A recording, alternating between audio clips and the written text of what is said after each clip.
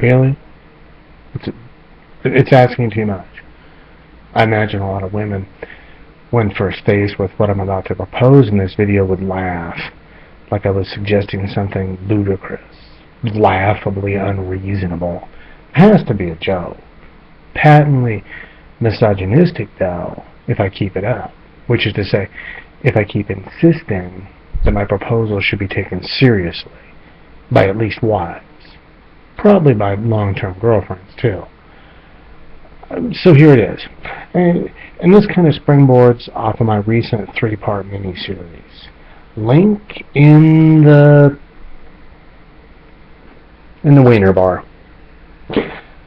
Anyway, my proposition goes something like this.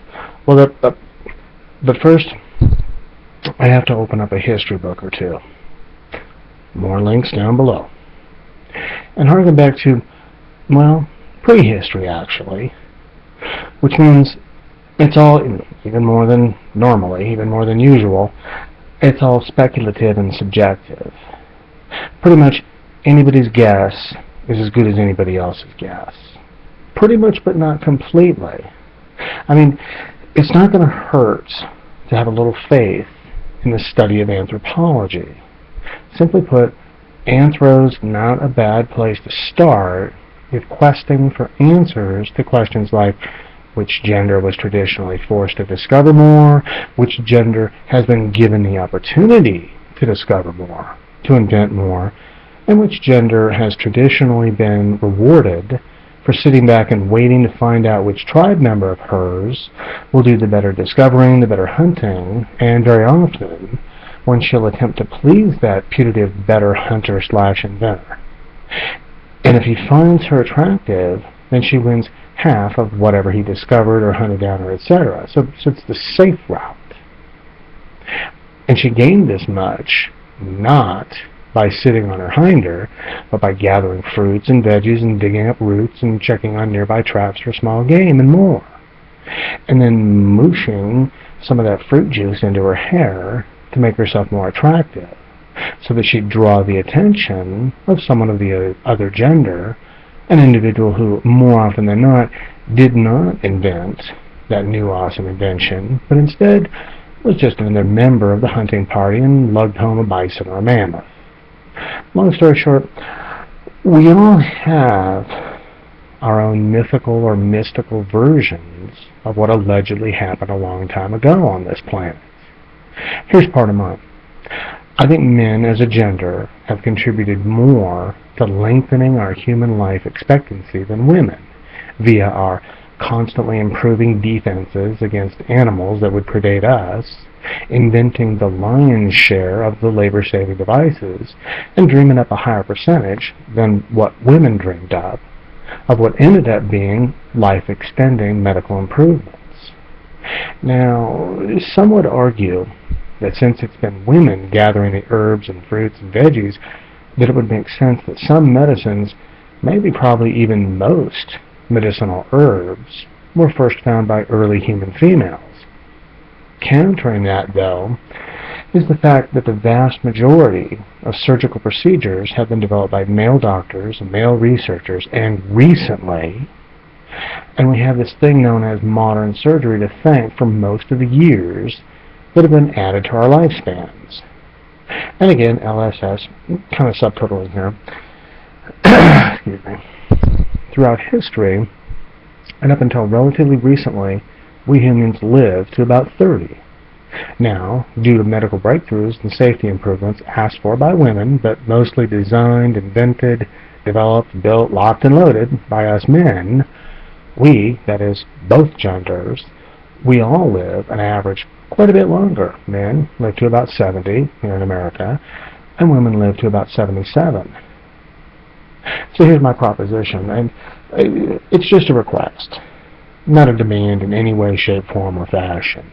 Just a simple, now here you have this, how about this other thing?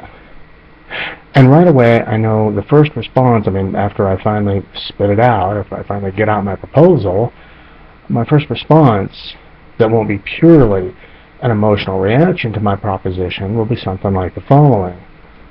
But they're all dead. Those other guys, they did the inventing.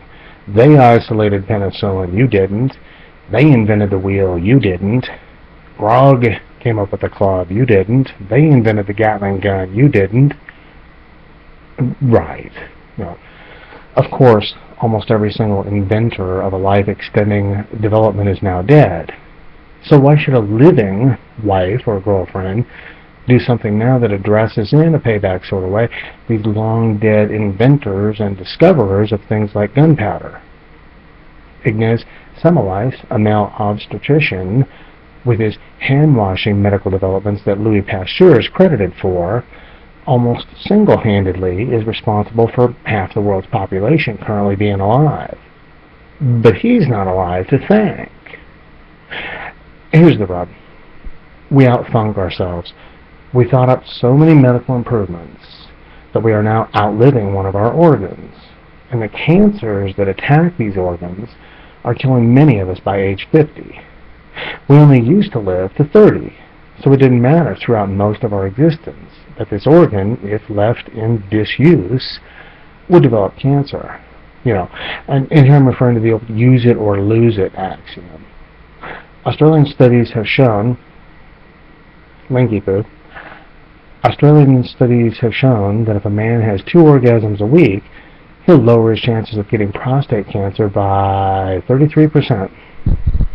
What I'm talking about here is that in an evolutionary sense, our prostates are just now catching up.